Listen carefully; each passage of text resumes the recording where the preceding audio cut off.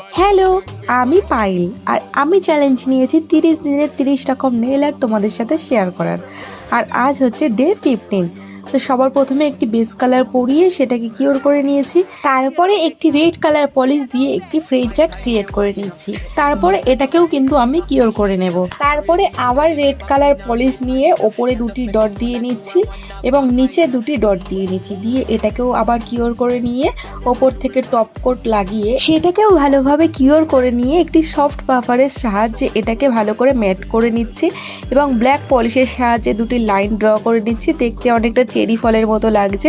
আর আমরা যে French আর্টটা create করেছিলাম ওটার পাশ থেকে আমি একটু বর্ডার দিয়ে নিচ্ছি, দিয়ে এটাকে আবার কিওর করে নেব। তারপরে গোল্ডেন ক্রোম দিয়ে এটার উপরে ভালো করে অ্যাপ্লাই করে ভালো করে ডাস্ট আপ করে নিয়ে সবশেষে টপ কোট দিয়ে আজকের কাজটা ফিনিশ করলাম।